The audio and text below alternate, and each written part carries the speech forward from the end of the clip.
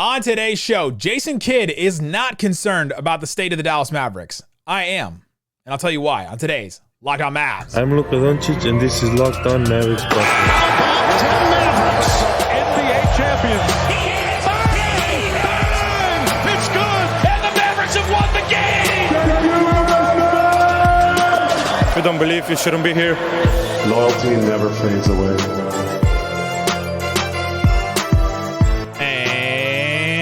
Welcome. You are locked on to the Dallas Mavericks. My name is Nick Angsadt, media member and NBA channel manager for the Locked On Podcast Network, your team every day. Thanks for being part of the show and making Locked On Mavs your first listen each and every day. We are free and available on all podcast platforms, including YouTube. But the best way you can help us grow the show is to listen every day and to comment anything below. Let us know on a scale of 0 to 10, how concerned are you with the state of the Dallas Mavericks?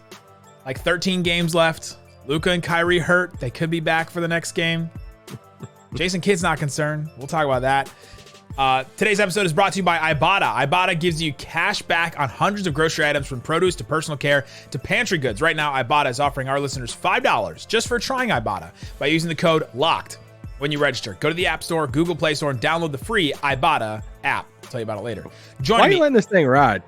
Cut this thing off. And joining me, as always, good point. Joining me, as always, is my co-host, writer, contributor at Mavs.com. The Let It Ride No More. The One More Thing King. What you got for me, Isaac Harris?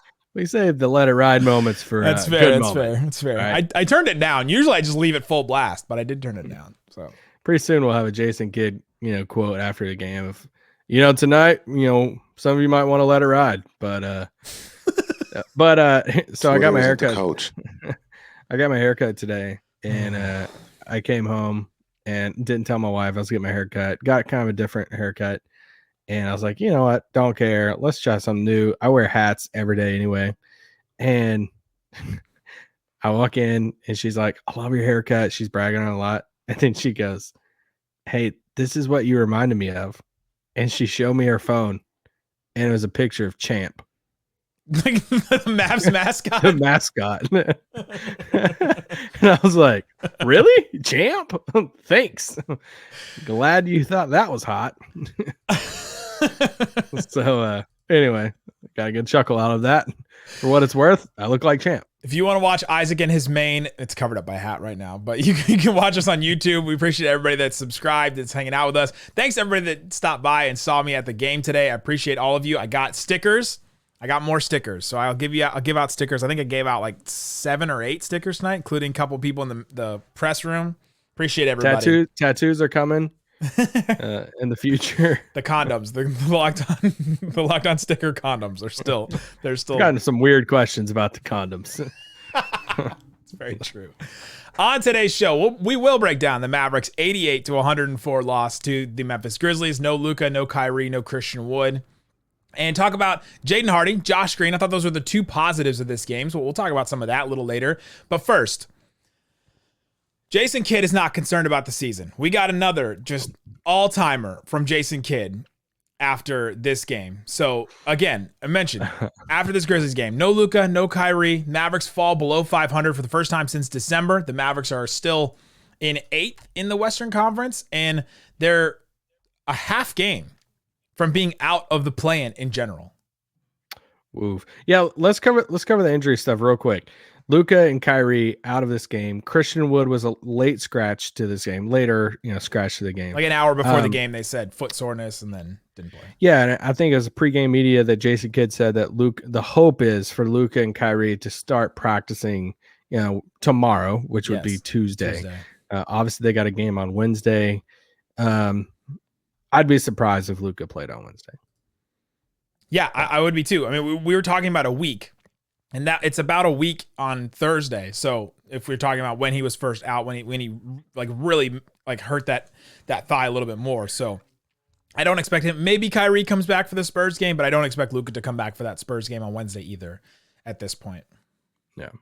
Jason Kidd, though, after the game was asked by Tim Cowlishaw about this point in the season. The Mavericks are 34-35, so they're under 500. They're 8th in the West. They're so close to being out of the play-in, all of it, like out of postseason right now. They're dealing with these injuries, and he said, when do you start getting concerned? And Jason Kidd said, once the season is over. That's what he said. No, keep going. That's what he said. Say the full quote. Oh my God. And then Kyle Shaw came back and said, well, really, blah, blah, blah, And then Jason Kidd said, it's just the regular season. And then Kyle Shaw says, what if you miss the playoffs? And then Jason Kidd says, then there has to be concerned. He said, it's health. We just have to deal with the cards we're dealt. It's just the season. Nobody's dying. Well, people are dying in the world, but I'm trying to figure out where to start because I'm going to start here. You weren't winning games when you were healthy. So Jason Kidd's lack of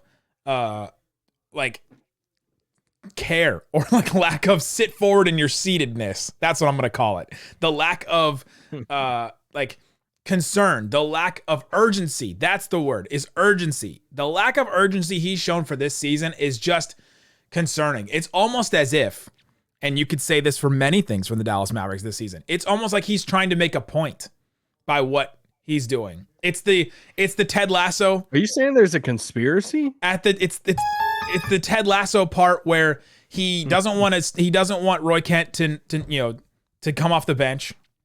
And then and Coach Beard goes to him and says, hey, if you want to mess with our team's success and a player's feelings just to make a point, I don't want to be with somebody that selfish. And I've almost reached that point with Jason Kidd where I'm just like, hey, if you're doing some of this stuff just to make a point that, hey, I didn't get the defensive players that I wanted. Hey, you gave me this guy, Christian Wood, that I don't like his game at all and don't want to play him at this point. If he's doing these things just to make a point, just to, hey, we weren't healthy this season. Hey, I don't know. And he just keeps, it's just excuse after excuse after excuse. And at this point, somebody's got to take blame for something. It can't just all be injuries because, like Isaac said, when you were healthy, they weren't winning games. And it's this point of the season where, hey, we're about to fall out of the playoffs. Is that something that you care about? And he's like, well, nobody's dying. Obviously, yes, no one's dying, but people really care about this stuff. People spend a ton of money to come out and see this team with a top 5 player and another top 10, top 15 player in Kyrie go out there and play. And they didn't take care of business in those games for various reasons. And these 2 Memphis games without Luka and Kyrie, sure, I'm not putting too much stock in those 2 games, but to talk about this season as a whole in that context is mind-boggling to me. Let me push back just a little bit. Is there anything that he could have done? Go ahead, Isaac. No, I'm just saying, is there anything he could have done tonight coaching that would have shown a sense of urgency? Is there a sense that he's answering the question about right now? And it's what if he's showing the sense of urgency with players and with some coaching stuff behind the scenes? It's just he's not answering the questions we want him to answer the question. I mean, you go into games like this, maybe he's just looking at these 2 specific games because he talked about health a lot. And so obviously he's looking at the injuries of Luka and Kyrie for sure. But I mean, in this game, I thought that they got good stuff in the first half. I thought that second quarter was great. That third quarter, they just couldn't score at all. And that's what happens when you just don't have, you don't have your 3 best offensive players in Luka, Kyrie, and Christian Wood. You're just going to struggle to score at times. And so, yeah, I'm not putting too much stock. I'm not too upset about this specific loss or even the Grizzlies loss the other night.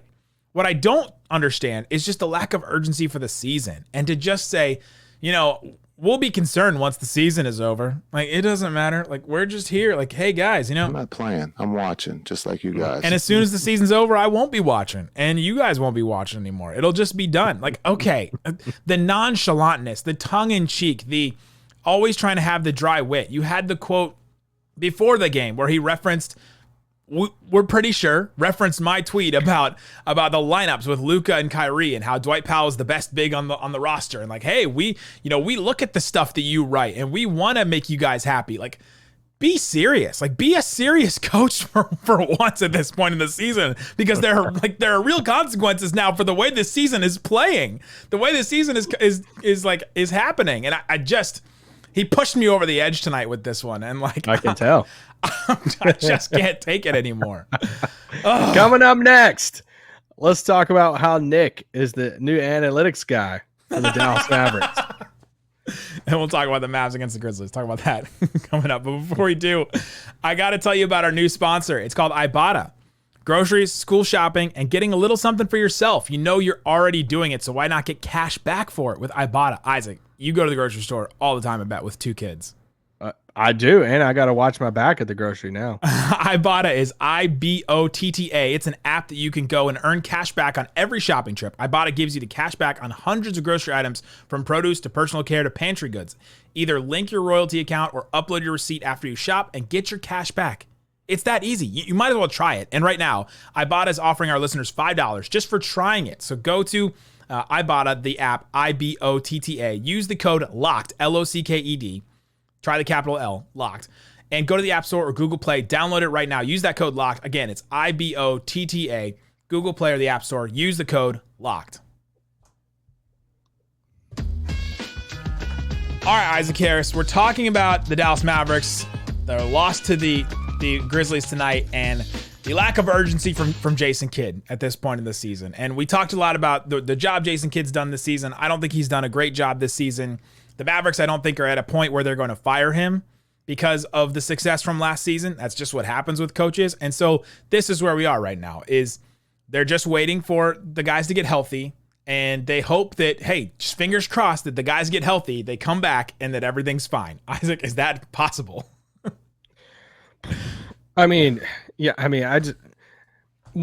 talk about the, Jason Kidd, quote post game about yes, I would have answered that. Yes, I am worried. I have urgency. Yeah, the concern. The concern about it's like, hey, we only have 13 games left. We're right in the mix for the play-in now. Like, some things go a little bit, the other direction. You're fighting your butts off just to get into the play-in at that point. So, I thought. So yes, let me answer your question. Yes, they do have the ability to turn it on, though, because of the talent of Luka and Kyrie. If they come back, let's say they set out the San Antonio game. Let's say, the rest of the role players beat San Antonio. God, let's hope. And then let's say they come back for the Lakers game. They have a big win, beat the Lakers, and they kind of get their mojo back a little bit and win some games. They would win me back over a little bit, right? Like, you'd feel confident, more confident in what you are right now going into, playoffs, just because you have a Kyrie Irving and a Luka Doncic on the team. So yes, it is still there. Just some of I would just do some of the comments different tonight. The post-game comment that you were joking about the analytics stuff, or I was joking, I don't know. Explain that situation for people who might not have seen it. So, the other day, Sunday night, I was just looking through Mavs stats, and I was just looking through lineups with Luka and Kyrie and who was playing well with Luka and Kyrie. So I went through and exciting night. I was having a great Sunday night. I was procrastinating doing something else. Luka and Kyrie plus role players. So I tweeted the Green stats, the Bullock stats, the Tim Hardaway stats, and then I did one with all 3 of the bigs, Powell, Maxey, and Wood. And the Wood one stood out so much because he's a negative 57.8 net rating with those 2. That one just stands out a lot. And Powell's a plus 12 net rating. So but not very many, possessions for the Wood one is only 46 possessions. The Powell one is 334 with Luka and Kyrie. Taking up for Christian Wood. It's a big difference. And I even wrote that in a tweet. It's only 46 possessions. It's such a small sample size, but it has been really bad. So I don't think the Mavericks are going to try that. My point was just to look at who was good and who had not been good. And I don't think they're going to try Luka and Kyrie with Wood very much because of how it's been that bad early. So I tweet that.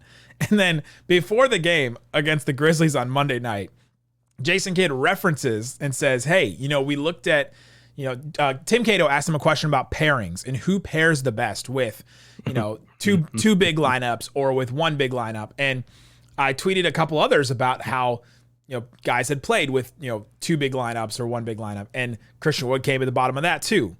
And then Jason Kidd references it and says, I saw a report this, even today that Dwight Powell is our best big. And so we're looking at that stuff. We're reading what you guys say. We want combos of bigs with Luka and Kyrie, and we want to make you guys happy. And so I tweeted the clip at Nick Van Exit. You can go check, you can go listen to the full quote and then see the tweet attached to it. But it's just the way that he talks about it. I know he doesn't care about the post-game pressers. I know. I don't always tell you guys the truth. I know he doesn't tell us the truth. And I just, at this point, tell us something and show us something that says that you care about this season, because it doesn't look like he does.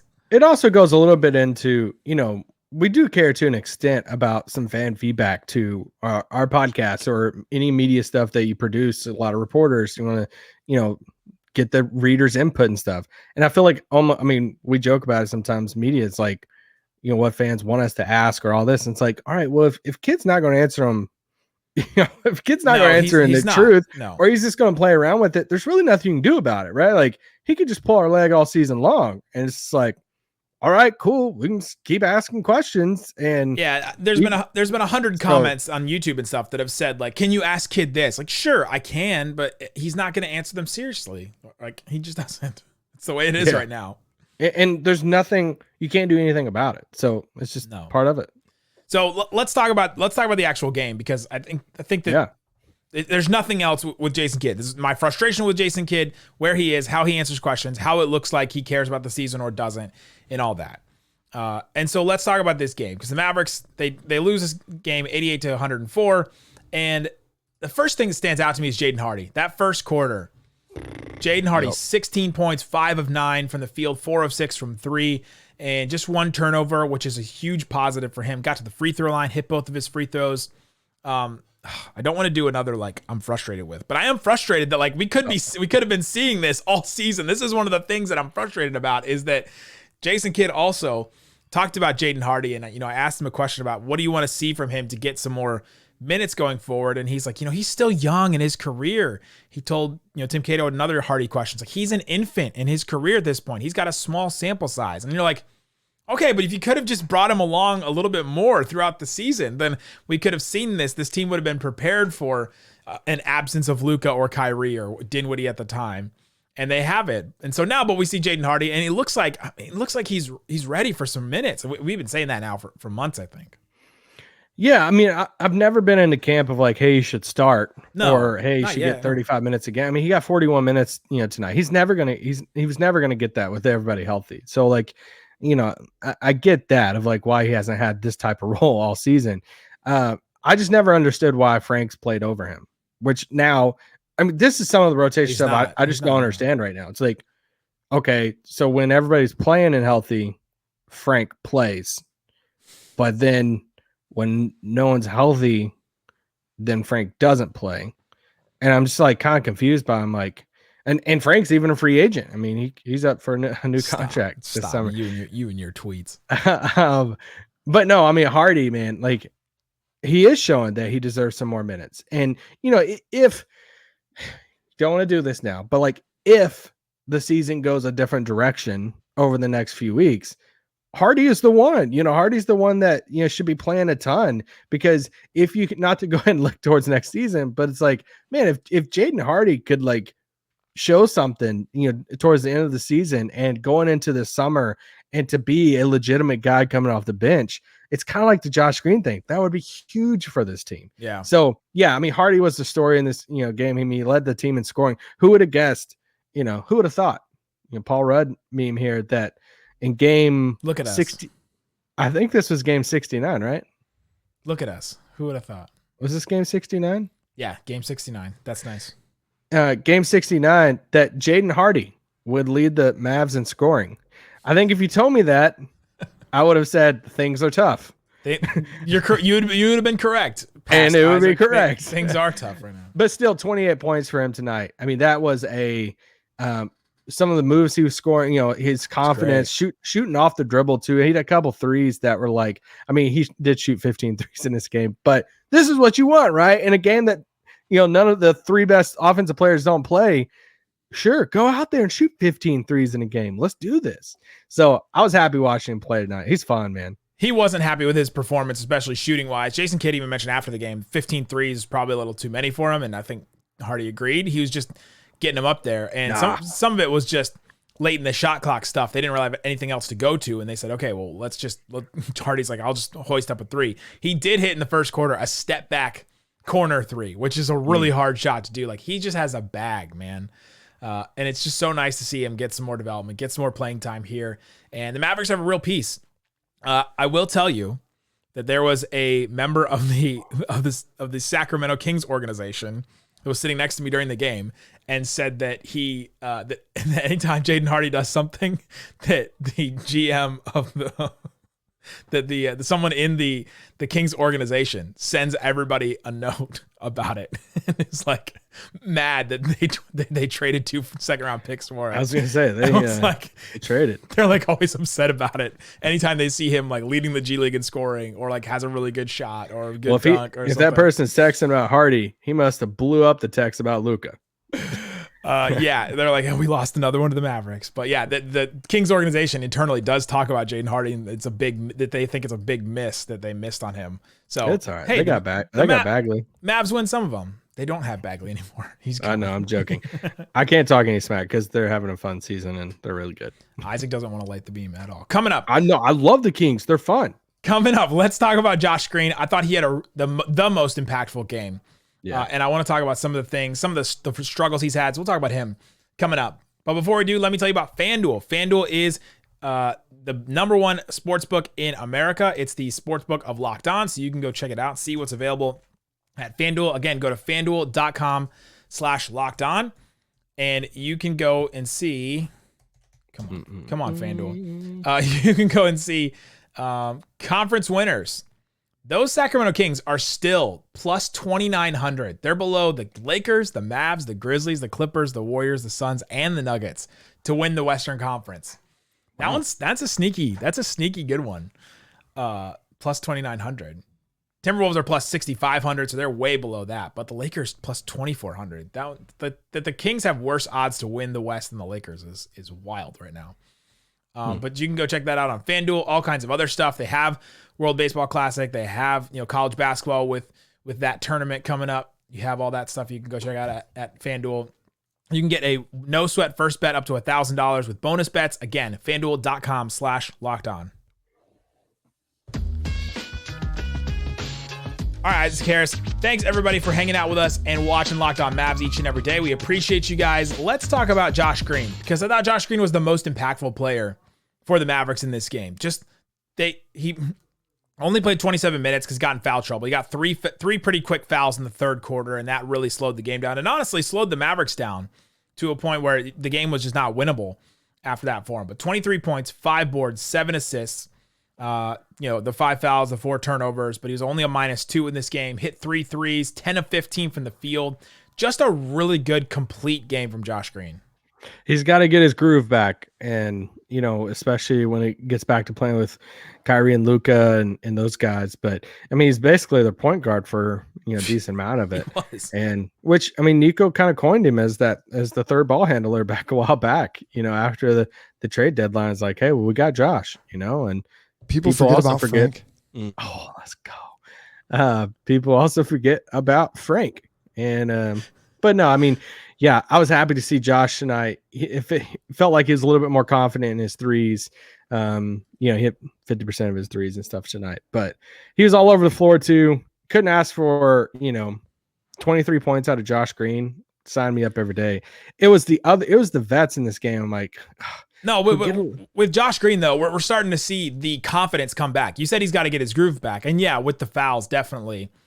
This was a game that was weird. Like 2 Santi Aldama weird fouls where like they were just being physical with each other. And then like one would fall down, the other one would fall on top of each other. And then they would call Josh for the foul both times. And he's just frustrated he's out of his mind, frustrated. But we started to see Josh Green get that confidence back in a game like this. So this is one of like the positives in games like this where they're going to lose. They don't have Luka. They don't have Kyrie. They're playing against an all-star, Jaren Jackson, Desmond Bane from down the street, all that. But you have Josh Green just driving and hitting floaters or runners or the stop and pop shots, the 3-point shots that you're talking about that he was hitting and with confidence. This is what you need out of some of these games from Josh Green. Like you mentioned, they used him as a point guard. Start of the second quarter, the lineup coming out was Josh Green, Reggie Bullock, Justin Holiday, Davis Bertans, and Markieff Morris. Josh Green is your point guard and probably your only guard in that. And we think of him more as a wing anyway.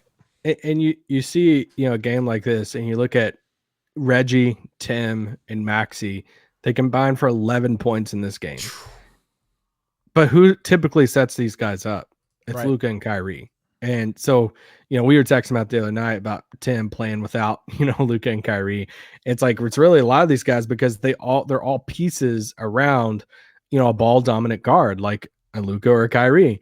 And so when you take those guys out, like Josh and Jaden, they're just not playmaker creators like that. Jaden can create to get his shot at the rim, but they're just not creating those shots for the other guys in the corners on the wings. So, that's you're going to sacrifice a lot whenever those two guys are out. But that's one of the things is it doesn't negate those three guys, but it definitely takes down their value on the offensive end. Yeah, and one of the reasons why I kind of do still have hope, like in this Mavericks season, is when those guys have been on the court, they've been really good. Like I talked about the Luka and Kyrie plus bigs lineups. One of the ones that really stood out to me, 162 possessions, so it's still not a ton, not a lot, but 162 possessions of Luka, Kyrie, and Tim Hardaway. 125 offensive rating, incredible. 107 defensive rating, can't explain it. Like that's so good that you can't explain it. Plus 18 net rating. Like with Josh Green on the court with Luka and Kyrie. 126 offensive rating, amazing. 112 defensive rating, really good. Incredibly good for this season because no defense has been played for anybody. So that's a plus 14 net rating. With Bullock on the court, it's a plus 9 net rating. Like they've been really, really good this season when those guys have played with Luka and Kyrie on the court. So like as the season winds down, the rotation will get shorter and shorter, and the Mavericks will be in a better position like to play. Those guys have been good together when they've been on the court. I agree. But when they're not on the court, they look like they did tonight, where you're talking about, I mean, Tim just couldn't find his shot. He's chucking up these threes. Like he's just not getting the open threes that he was used to getting when he plays with Luka. And Tim in transition, it just drives me insane every time I watch it because I just know that's not going to end well. You almost want him to just stop. Like, okay, it's a one-on-one, you to the basket. Just stop and slow the offense down. Try something else in this game. What do you think? Let's ask some random questions here. What do you think about the random 3-4 minutes Markieff Morris is getting? Because it seems like he plays him for like 3 minutes. It was at the end of the first quarter. Now it's like beginning of the second quarter. It's just 3 or 4 minutes, and he pulls him, and we never see him again. Make it make sense. That's what Markieff tweeted the other day. I don't know. No, I don't know. I mean, our whole thing is, man. I mean, he would be a cool little, not the X factor, but like a cool little X factor if he was in shape enough and can contribute to this team, in a playoff series or something like that. But hey, we can't get ahead of ourselves with playoff stuff. We got to. I guess not. No, I did today, and Jason Kidd called me on it. Yeah. But yeah, with Markieff Morris, I think he's still trying to play back in shape. I kind of think that's what they're doing. I don't know if 3 or 4 minutes in an NBA game's getting you there, but just giving him a little bit more. They do need a big wing like that. You look at some of the defenders they have: Josh Green, Bullock, Justin Holiday. Like those, they're small. They're smaller wings, right? They're not these big wings that we've been used to with Dorian. And so at this rate, he's just not going to be in the league next year. But it's going to be really frustrating if he's on a team next year playing decent minutes. And well, there's actually a role for him on this team. He hit a couple of good mid-range jumpers too, and he hit a 3 the other day. Like he still got a shot. He shot 40% with Brooklyn. So I want to see some more Markieff, but I think they're still trying to play him back into shape. That's my take on it. Yeah, I mean I think that's really the only take to have with it. But now the biggest thing is just. Wait, you got another question? Yeah, what do you think about McKinley Wright? We've seen him now in some bigger minutes last 2 games. This game, he's 4 of 12 from the field, struggled there, but 9 points, 6 boards, 3 assists, steal. He had I think he picked Dylan Brooks's pocket with one of them. He just played some tough defense. No, I mean for McKinley, it feels like they're picking him over Frank because they trust his offense more than Frank's. For sure. And it's like, hey, if we need a third guard in the rotation, we'd rather play McKinley in that role instead of Frank's and all of that. It's just weird, a guy like Frank, that kid seems dedicated to play at times where I'm like, I wish Hardy would play over Frank. But then anyway, so it just feels like, McKinley fits that role more. But good luck trying to figure out the rotation sometimes. But what have you thought about his play, like in general? No, he looks fine out there. He's confident. He's driving to the basket, doing his thing. He's always going to try really hard on defense. I mean, I don't know if I'm dying for him to get minutes in the rotation when everybody's healthy, but I think for what you asked of him tonight as that third guard, played 20, 22 minutes in this game, I think. I think he did fine. Yeah. I think he's 24. He's 24, but I think the Mavs should keep him around a little bit.